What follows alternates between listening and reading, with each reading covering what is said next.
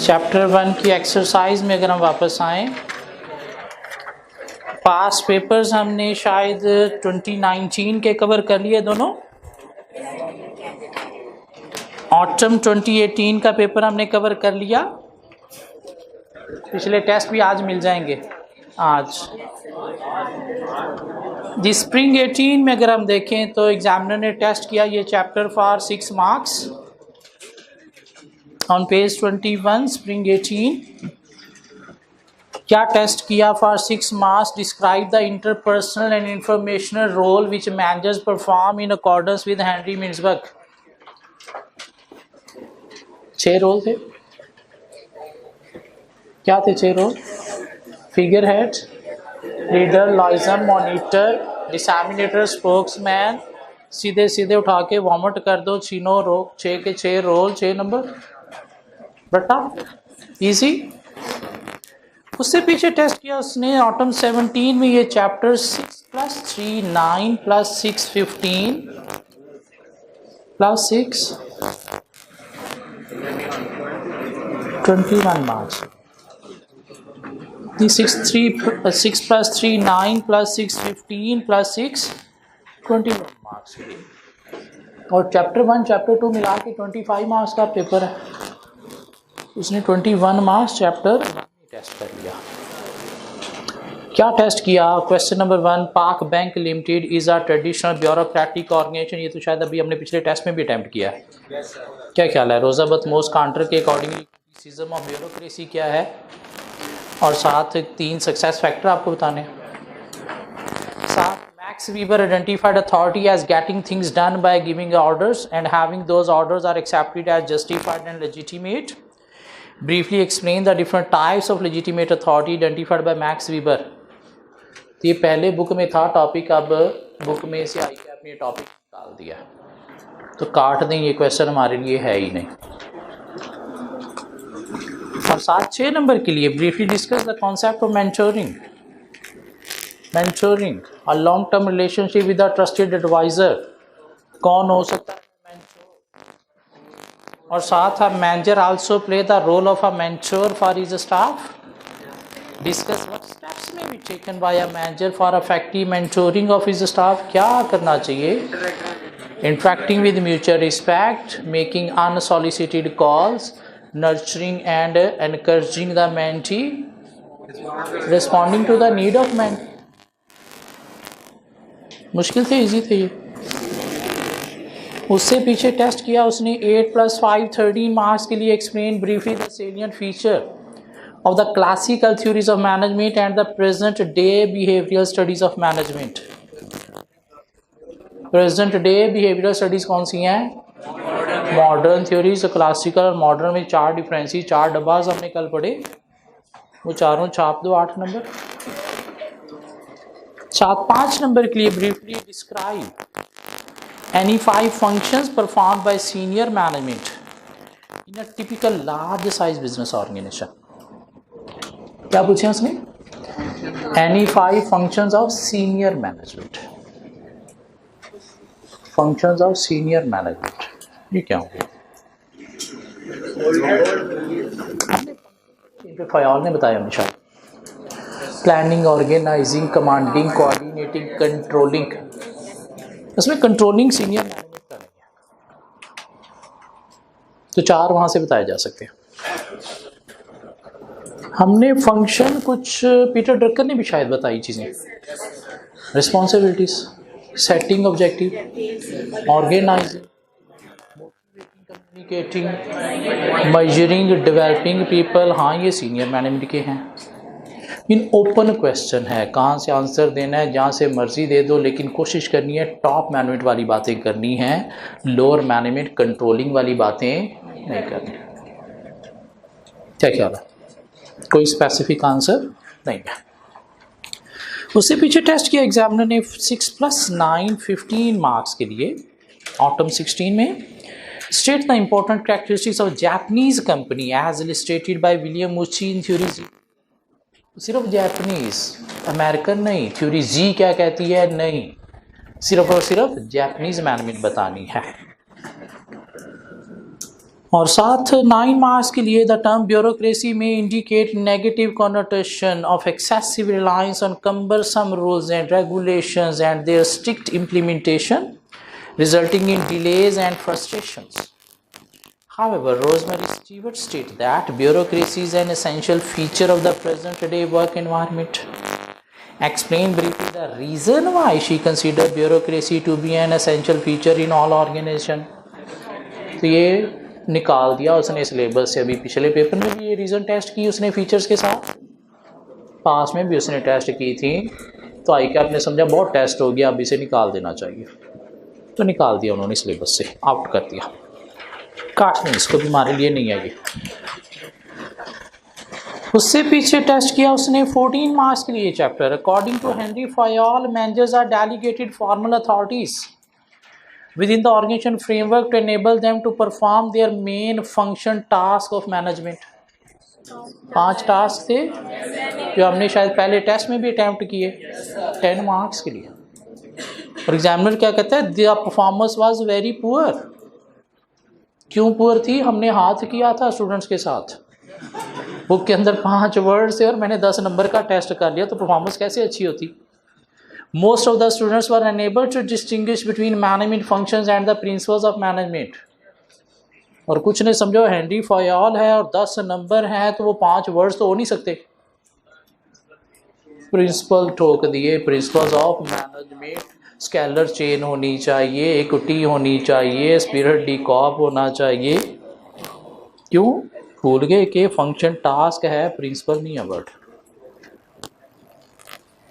क्यों? बुक के अंदर वो तो सिर्फ 5 वर्ड थे और 5 वर्ड 10 नंबर तो हो ही नहीं सकते, हालांकि उन्हीं 5 वर्ड्स को ही एक्सप्लेन करना था। 4 नंबर के लिए describe briefly the salient feature of network analysis. Network analysis 8 point. Examiner क्या कहता है, students didn't read the question carefully and wrote computer networks. क्यों? चैप्टर 11 में एक टॉपिक है कंप्यूटर नेटवर्क्स, और स्टूडेंट समझा हो नेटवर्क, अच्छा ये लें कंप्यूटर नेटवर्क। उससे पीछे टेस्ट किया उसने चैप्टर 5 + 6 11 मार्क्स के लिए। Asif Ahmad, a management consultant appointed by Gohar enterprise has stated in his report that a culture of inefficient time management mainly responsible for the company's poor performance. Inefficient time management की वजह से performance poor है, जो आप में से भी काफ़ी सारे स्टूडेंट्स की होती है। इनएफिशिएंट टाइम मैनेजमेंट की टाइम प्रॉपर्ली आप मैनेज नहीं करते। क्या ख्याल है, टाइम मैनेज कैसे करना है? कैसे टाइम मैनेज करना है? आप लोगों ने 3 क्लासेस लेनी है, उसके बाद घंटा ब्रेक लेनी है, 4 घंटे लाइब्रेरी में बैठ के वो आज का काम कवर करना है, और फिर 3 घंटे शाम में अय्याशी करनी है। ये क्या है? Affective time management. आप क्या करते हो? क्लासेस के टाइम पे भी कुछ अय्याशी कर रहे होते हैं, क्लास में नहीं आना। वो घंटा ब्रेक जो लेनी है वो 3-4 घंटे हो जाती है। शाम में जो लाइब्रेरी वाला टाइम था वो भी अय्याशी, और जो अय्याशी वाला टाइम था वहाँ पे क्या करेंगे? कोशिश पढ़ने की, और बैठेंगे साथ ही नींद आ जाएगी। क्यों? थक गए। टाइम मैनेजमेंट पूरा हफ्ता इस तरह से टाइम मैनेज करना है। 6 दिन, 7वां दिन अय्याशी करनी है। क्या ख्याल है? हम क्या कर रहे होते हैं? जब वो 6 दिन नहीं पढ़ा तो 7वें दिन अय्याशी वाला टाइम पढ़ने बैठे होते हैं, और पता चलता है पूरे हफ्ते का काम 3 सब्जेक्ट किए तो 1 दिन में हो ही नहीं रहा। मसले बनते हैं। फिर बातें जाती हैं आखिरी महीने में, मंथ बिफोर एग्ज़ाम। वहाँ पे पता चलता हो इस सब्जेक्ट को पढ़ने के लिए 200 घंटे चाहिए थे, तो मेरे तो अभी 150 पढ़े हैं। अकाउंटिंग को पास करने के लिए 500 घंटे चाहिए थे बिफोर एग्ज़ाम, और मेरे 300 उसमें भी पढ़े हैं। वो एक और थ्योरी का सब्जेक्ट है, उसके भी अभी 150-200 घंटे पढ़े हैं, तो इतने मेरे पास टाइम ही नहीं है। चलो एक पेपर छोड़ते हैं, 2 पेपर पे आते हैं। और मज़े की बात है फिर 2 पेपर भी पूरे नहीं करते। फिर अटैम्प्ट्स लगना शुरू हो जाती हैं। तो जब एक अटैम्प्ट लग जाती है तो फिर एक लग गई तो खैर अब एक और भी होगी तो कुछ नहीं होना, फिर 9-10 अटैम्प्टों पे बात चली जाती है। रियलिटी बता रहा हूँ मैं आपको। और फिर अपने अंदर एक आग लग जाती है, अपने आप से नफरत होना शुरू हो जाती है कि किया क्या मैंने। सीए इंटर भी नहीं हो पा रहा था, सीए आगे बाकी तो बड़ी दूर की बात, सीए इंटर भी नहीं हो पा रहा था। फिर बीच में सोचते हैं बीए कर लूँ, बीकॉम कर लूँ, ये तो पता नहीं होना है या नहीं होना। और मज़े की बात है वो भी नहीं हो रहा था, बीए बीकॉम भी साथ और ये भी नहीं हो रहा था। तो दोनों रास्ते आपको बताऊंगा, अच्छा चार्टर्ड अकाउंटेंट कैसे बनना है और गंदा कैसे बनना है, आपने चूज़ करना है। और ज़्यादातर चूज़ करेंगे गंदा चार्टर्ड अकाउंटेंट कैसे बनना है। बहुत कम लोग हैं जो अच्छा चूज़ करेंगे। क्यों? ये चीज़ मनाना बहुत ज़रूरी है, बहुत मनाना ज़रूरी है, लेकिन वो मानती नहीं है। कुछ लोगों के अंदर जरासीम गंदे आ जाते हैं तो जल्दी ख़त्म ही नहीं होते, जिनकी वैक्सीन ही दुनिया में नहीं है। छुट्टियां करने वाले जरासीम, टेस्ट ना देने वाले जरासीम। आज काफ़ी लोग एब्सेंट हैं, क्यों? आज टेस्ट है तो टेस्ट नहीं दिया, क्यों? मैं उस दिन एब्सेंट था। खैर वापस आ गई। क्या कहता है नेक्स्ट क्वेश्चन? हाँ, क्वेश्चन क्या था? Asif Ahmad, a management consultant appointed by Gohar Enterprise, has stated in his report that a culture of inefficient time management is mainly responsible for the company's poor performance. Identify any 5 barriers which in your opinion may have been impediments to effective time management in GE. हमने पढ़े कोई barrier to effective time management? क्या ख्याल है? Barriers, इन्हीं को ही hurdles का नाम भी दिया जाता है, इन्हीं को ही ब्लॉकेजेस का नाम भी दिया जाता है, इन्हीं को ही इम्पेडिमेंट्स का नाम भी दिया जाता है। बैरियर्स, हर्डल्स, ब्लॉकेजेस, इम्पेडिमेंट्स या problems in effective time management. और के 5 पॉइंट हमने पढ़े थे। Procrastination, ineffective delegation, failing to prioritise, mismanaging paper work, attending unnecessary meetings. 5 number रटा। एग्जामिनर क्या कहता है? Replies or behaviour of employees like habit of late coming. Effective time management क्यों नहीं है? क्योंकि एम्प्लॉय जी लेट आते हैं तो इसलिए इफेक्टिव टाइम मैनेजमेंट नहीं है। क्योंकि टॉपिक तो पढ़ा नहीं हुआ हमने, तब छोड़नी है। तो क्या छोड़ रहे हैं? Employees like habit of late coming, absence of arrangement for making attendance, की अटेंडेंस नहीं लगती तो इसलिए टाइम मैनेजमेंट नहीं हुई। Lack of discipline measures for late comers, कोई लेट आता है तो उनके ऊपर कोई डिसिप्लिन एक्शन नहीं होता, फाइन शाइन नहीं होते तो इसलिए टाइम मैनेज नहीं होता। And inefficient management of organisation, और ऑर्गेनाइजेशन की मैनेजमेंट क्या है? इनएफिशिएंट है तो इसलिए टाइम मैनेज नहीं होता। क्योंकि अब छोड़ना तो है, कुछ ना कुछ लिखना तो है, हम पढ़ के तो गए नहीं, तो फिर इस तरह की बातें छोड़ी जा रही हैं which was irrelevant.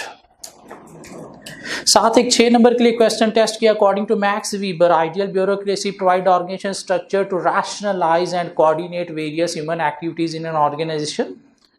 Describe briefly the characteristics of ideal bureaucracy as stated by Max Weber. 6 characteristics, broom जाके वॉमिट कर दो। 6 नंबर रटा।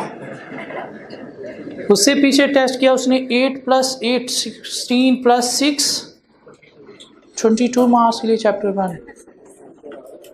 An important part of function of managers involve decision making activities according to their status in the organization hierarchy and their level of authorities and responsibilities. Briefly describe the various roles which are performed by managers in their decision making capacities in business organization. क्या लिखना है? Decision making से related 4 role क्या थे? Entrepreneur, disturbance handler, resource allocator and negotiator. 8 number. Student ने क्या किया? Most of the candidates wrote at length on role of managers in overall business environment. सारे के सारे 10 के 10 without comprehended what is being asked. Mean 10 role ठीक है आपने लर्न किए हैं, लेकिन उसमें से अगर कोई 4 पूछे गए तो प्लीज़ 4 का आंसर दो, रादर दैन कि तूने पूछा या नहीं पूछा ये ले सारे के सारे, क्यों मैं तो लर्न करके आया हूँ ना, शायद मुझे टॉपिक भी एक ही आता है। 7 टेस्ट किया for 8 marks. Ajax textile means limited is engaged in the business of weaving of cloth. ATML has shown good performance and achieved a high rate of returns on investment during the preceding 5 years. Explain in the context of Peter Drucker's management theory the factors which may have contributed towards the good performance of ATML. Company की performance अच्छी है तो Peter Drucker के accordingly बताना है क्यों performance अच्छी हुई होगी। तो पीटर ड्रकर ने क्या बताई थी 5, तो वो फॉलो करने से परफॉर्मेंस अच्छी हुई होगी। क्या सेटिंग ऑब्जेक्टिव किया होगा, ऑर्गेनाइजिंग किया होगा, मोटिवेटिंग, कम्युनिकेटिंग, मेजरिंग और डेवलपिंग पीपल किया होगा। तो 5 रिस्पॉन्सिबिलिटीज एक्सप्लेन करनी है, कितने मार्क्स? 8 मार्क्स। 6 मार्क्स के लिए Douglas McGregor has presented 2 different approaches with theory X and theory Y about managing workers in organisation environment. State the salient feature of theory X and theory Y which must be kept in perspective by managers for achievement of optimal performance level from workers। तो 6 characteristic theory X की भी हैं, 6 theory Y की भी हैं, तो दोनों छाप दो यहाँ पे रट्टा। उससे पीछे ऑटम 14 जो BMBS की पहली अटेम्प्ट थी, एग्जामिनर ने चैप्टर 1 टेस्ट ही नहीं किया था, सिर्फ चैप्टर 2 में से ही 25 मार्क्स का पेपर टेस्ट कर लिया था। हाँ, उससे पहले एग्जामिनर ने एक मॉडल पेपर दिया था कि पेपर BMBS का होगा कैसा। उसमें इस चैप्टर से रिलेटेड 2 क्वेश्चन थे जो अभी पास पेपर में एग्जामिनर ने टेस्ट कर लिए। पहला 5 मार्क्स के लिए क्या करना है, फीचर्स ऑफ ब्यूरोक्रेसी बताने हैं, जब भी पिछली अटेम्प्ट में एग्जामिनर ने टेस्ट किया है। और पीछे डगलस मैकग्रेगर के accordingly theory X theory Y जो स्प्रिंग 15 के पेपर में उसने टेस्ट कर लिया। मैं देखा जाए तो ये जो लास्ट 2 पेपर हैं, चलें 3 कर लें, शायद इनमें ही कुछ सिनेरियो टेस्ट हुआ है, अदरवाइज पहले रटा टेस्ट होता रहा। और पिछली 3 अटेम्प्ट से क्या हुआ है, एग्जामिनेशन टीम ICAP की चेंज हुई है और पिछली 3 अटेम्प्ट से ही हर पेपर में सिनेरियो टेस्ट होना शुरू हुए हैं। Mean examiner were doggy before, now they are big doggies। पहले रटा टेस्ट होता था, लेकिन पिछली 3 अटेम्प्ट से एग्जामिनेशन टीम चेंज हो गई है। अब हर पेपर के अंदर रटा नहीं, सिनेरियो टेस्ट हो रहा है। पिछले 3 लॉ के पेपर उठा के देख लो और उससे पीछे सारी ज़िंदगी के लॉ के पेपर उठा के देख लो, मेजर डिफरेंस आपको नज़र आएगा। BM में भी ये हालात है। आगे एक थ्योरी का पेपर और है ऑडिट, जो 100% ही कॉन्सेप्ट है, उसमें तो रटाब है ही नहीं। एक चीज़ अपने माइंड में रख के जानी है कि आपको एग्ज़ाम में जो पेपर मिलेगा ना, 100 मार्क्स का पूरा नहीं मिलेगा। कोई 10 को नंबर ऐसे होंगे जो आपने वैसे पढ़े नहीं होंगे, ना बुक के अंदर वैसे होंगे जैसे उसने टेस्ट किए होंगे। वो करना क्या चाह रहा है, उन 10 नंबरों पे आपके नॉलेज नहीं टेस्ट करना चाह रहा, आपकी नर्व्स टेस्ट करना चाह रहा है।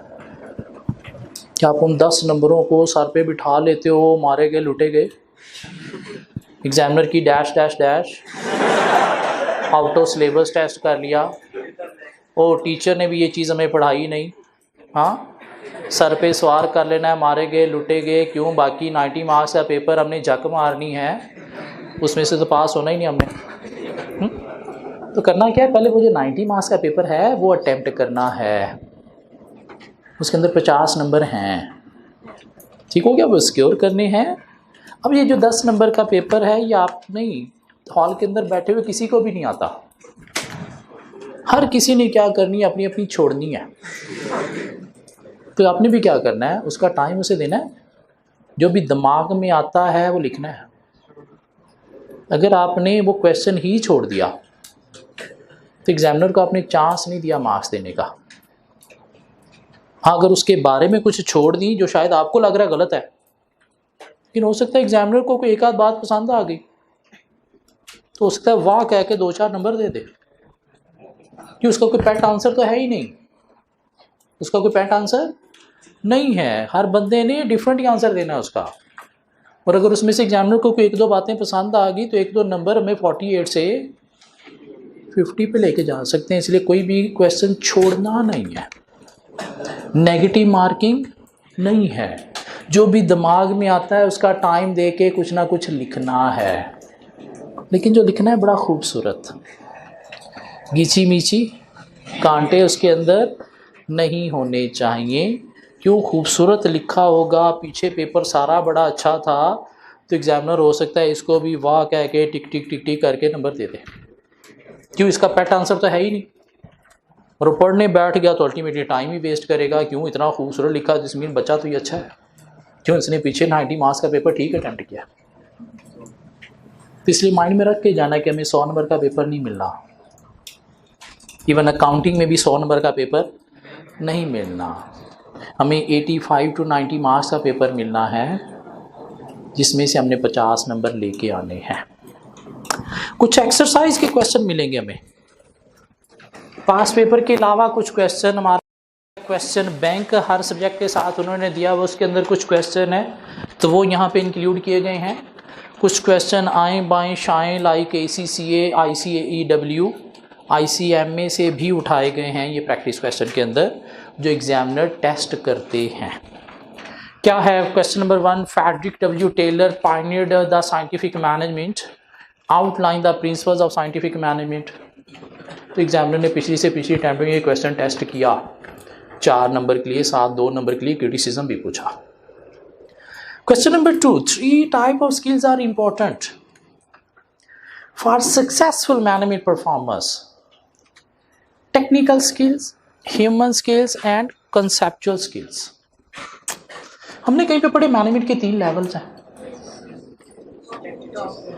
टॉप मैनेजमेंट है जिसको हम स्ट्रेटेजिक लेवल बोलते हैं, मिडल मैनेजमेंट जिसको हम टेक्निकल लेवल बोलते हैं, और लोअर मैनेजमेंट ऑपरेशनल लेवल। और हमने बचपन में ये भी पढ़ा कि यहाँ पे डायरेक्टर्स इन्वॉल्व होते हैं और लॉन्ग टर्म स्ट्रैटेजीज यहाँ पे प्रिपेयर की जाती हैं, बल्कि पहले पेज पे हमने पढ़ा PM के, यहाँ पे मैनेजर्स इन्वॉल्व होते हैं और short term planning like yearly budget prepare किए जाते हैं। शॉर्ट टर्म प्लानिंग होती है 1 साल तक की planning, 3 to 5 year or more mean 3 साल से ऊपर की जो प्लानिंग है वो क्या होती है? Long term. और यहाँ पे क्या होती है? Day to day plan prepare किए जाते हैं और ट्रांजैक्शन परफॉर्म करके उनकी रिकॉर्डिंग होती है। अब कहते हैं कि यहाँ पे डिसीजन होते हैं, यहाँ पे शॉर्ट टर्म प्लानिंग की जाती है और यहाँ पे डेली वर्क परफॉर्म किया जाता है। क्वेश्चन क्या कहता है? 3 types of skills are important for successful management performers: human skills and conceptual skills. काम को करने के लिए आपकी जो क्वालिफिकेशन है, काम कहाँ पे हो रही है? लोअर लेवल पे, मिडिल लेवल पे, अपर लेवल पे? एक्टिविटीज परफॉर्म कहाँ पे हो रही हैं? तो टेक्निकल स्किल्स हमें मेनली चाहिए यहाँ पे। टेक्निकल स्किल्स का मतलब क्या? एक्सपर्टीज चाहिए, क्वालिफिकेशन चाहिए, रेलेवेंट काम का एक्सपीरियंस चाहिए, ताकि काम को स्पेशलाइज्ड वे में परफॉर्म किया जा सके। डिसीजन मेकिंग मेनली कहाँ पे हो रही है? स्ट्रैटेजीज कहाँ पे बन रही हैं? तो यहाँ पे हमें चाहिए कॉन्सेप्चुअल स्किल्स। कॉन्सेप्ट्स आपके क्लियर होना बहुत ज़रूरी है। कॉन्सेप्ट्स अल्टीमेटली क्वालिफिकेशन से भी आते हैं, लेकिन मेनली एक्सपीरियंस से क्लियर होते हैं। किसी चीज़ में घुसोगे, इनोवेशन, क्रिएटिविटी कब आएगी? एक्सपीरियंस से। तो कॉन्सेप्चुअल स्किल हमें चाहिए यहाँ पे, टेक्निकल स्किल हमें चाहिए यहाँ पे। जैसे जैसे लोग टॉप पे चले जाएंगे तो ये स्किल्स कम रिक्वायर हैं। कौन सी स्किल्स चाहिए ज़्यादा? कॉन्सेप्चुअल। कॉन्सेप्चुअल का यहाँ पे कोई ताल्लुक नहीं है, क्यों? यहाँ पे आपने डिसीजन मेकिंग करनी नहीं है, यहाँ पे तो जो ऊपर से कॉन्सेप्ट मिल रहा है वो फॉलो करना है। हाँ, तीसरी स्किल क्या है? Human skill. दूसरों के साथ चलना कैसे है, दूसरों को अपने साथ कैसे लेके चलना है, वो हमें मेनली चाहिए। कहाँ पे? मैनेजरियल लेवल पे, कि इन्होंने क्या करना है, इनको अपने साथ चलाना है, और इन्होंने क्या करना है, ऊपर भी बातें कम्युनिकेट करनी है। हाँ, ह्यूमन स्किल यहाँ पे भी चाहिए। सुपरवाइज़र को अपने नीचे जो सबऑर्डिनेट्स हैं उन्हें मैनेज करने के लिए। ह्यूमन स्किल्स यहाँ पे भी चाहिए। स्ट्रैटेजीज बनाते वक्त आपने ह्यूमन बीइंग को कंसीडर भी करना है कि इनको मोटिवेट कैसे करना है। लेकिन मेनली टेक्निकल स्किल चाहिए कहाँ पे, यहाँ पे। कॉन्सेप्चुअल स्किल चाहिए कहाँ पे, हाँ। ह्यूमन स्किल कहाँ पे चाहिए, यहाँ पे भी, हाँ यहाँ पे भी रिक्वायर है, यहाँ पे भी रिक्वायर है। सो क्या कहता है, 3 type of skills are important for successful management performance, technical, human and conceptual. As one move from lower level management to upper level of management, the conceptual skill become more important and technical skills are less important. क्यों, उसकी ज़रूरत ही कहाँ पे थी, lower level पे, और conceptual skill की ज़रूरत कहाँ पे है, टॉप मैनेजमेंट पे। So human skills remain extremely important to managers at all levels. Human skills remain extremely important to managers at any level. Why is it so? Explain legitimately. तो बताना है technical skill वहाँ पे क्यों चाहिए, expertise चाहिए specialised वे में work perform करने के लिए। और वर्क परफॉर्म ही कहाँ पे होता है, डन कहाँ पे होता है, at operation level. Conceptual skill कहाँ पे चाहिए, टॉप मैनेजमेंट पे। क्यों, स्ट्रैटेजीज प्रिपेयर करनी है, लॉन्ग टर्म प्लानिंग करनी है, तो वहाँ पे कंसेप्चुअल स्किल्स चाहिए। लॉन्ग टर्म प्लानिंग चूँकि लो, इसलिए वहाँ पे कंसेप्चुअल स्किल की नीड नहीं है। ह्यूमन स्किल है क्या, skill of dealing other people, तो वो कहाँ पे चाहिए, मैनेजर्स को चाहिए। टैक्टिकल लेवल उन्होंने क्या करना है, डील करना है, मॉनिटर करना है लोअर लेवल पे, और कम्युनिकेशन करनी है टॉप मैनेजमेंट पे। हाँ, ह्यूमन स्किल लोअर लेवल पे भी चाहिए, सुपरवाइज़र को डील करना है, सबऑर्डिनेट्स को। ह्यूमन स्किल टॉप मैनेजमेंट को भी चाहिए, वाइल मेकिंग स्ट्रैटेजीज पीपल को कंसीडर भी करना है, सिर्फ वर्क पे फोकस नहीं करना। 8 नंबर के लिए चीज़ें एक्सप्लेन करनी है, चैप्टर के अंदर कहीं पे नहीं थी, लेकिन एग्जामिनर टेस्ट कर सकती हैं। क्यों, 3 लेवल तो हमने पढ़े हुए हैं, और ये उन्हीं तीनों लेवल से की बातें हैं। Question number 3,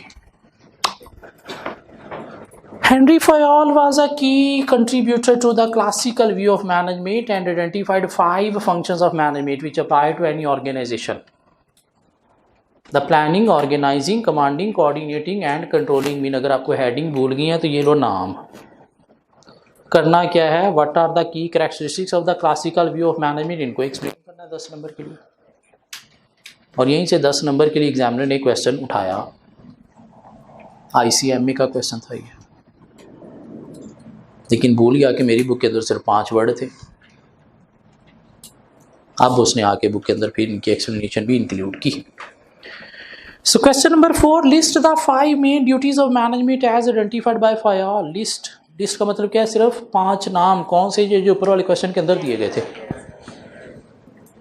list the role of management as stated by means, तो 10 रोल के नाम लिस्ट कर दो। हाँ, उसे हैप्पी करने के लिए इंटरपर्सनल के सेपरेट मेंशन कर दो, इंफॉर्मेशन के सेपरेट, डिसीजन मेकिंग के सेपरेट।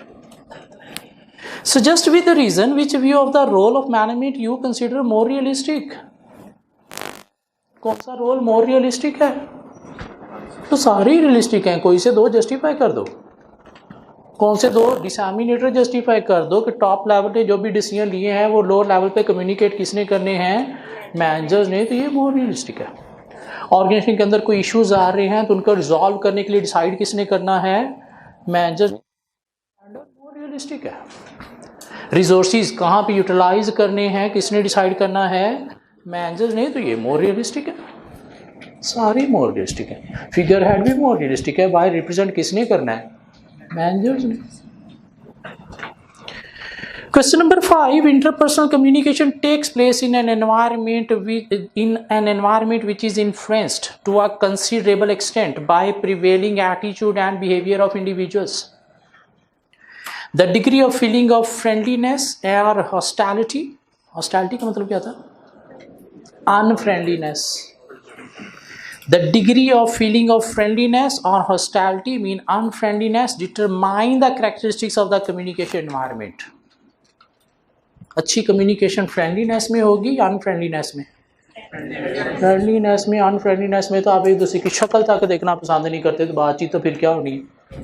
और कम्युनिकेशन नहीं है तो क्या ऑर्गेनाइजेशन अच्छी होगी, क्या ऑब्जेक्टिविटी एफिशिएंसी अचीव होगी, मोटिवेशन हाई होगी, नहीं। List 3 characteristics each which would be readily apparent in a friendly work environment. 3 characteristics बतानी है फ्रेंडली वर्क एनवायरनमेंट के अंदर क्या होंगी? टीम स्पिरिट होगा या नहीं होगा? हाई होगा, लो होगा? हाई होगा। कम्युनिकेशन अच्छी होगी, क्विक होगी, क्या ख्याल है? डिसीजन मेकिंग भी पार्टिसिपेटिव होगी, और क्या होगा? कोऑर्डिनेशन अचीव होगी नहीं होगी? होगी। तो 3 कैरेक्टरिस्टिक्स हॉस्टाइल वर्क एनवायरनमेंट की क्या होगी? इन्हीं को उठा दो। टीम स्पिरिट लो होगा, कम्युनिकेशन ब्रेकडाउन होंगे, कोऑर्डिनेशन नहीं होगी, और इनएफिशिएंसी। तो 3 वर्ड्स इधर बता दो, उन्हीं को उल्टा के इधर बता दो। क्या ख्याल है? अभी बुक के अंदर कहीं नहीं था कॉन्सेप्ट। साथ question number 6, while discussing style of leadership of managers, Douglas McGregor referred to theory X and theory Y. State the salient feature. तो पास में टेस्ट भी हो चुका है सर, वो पेपर दे दें हमें।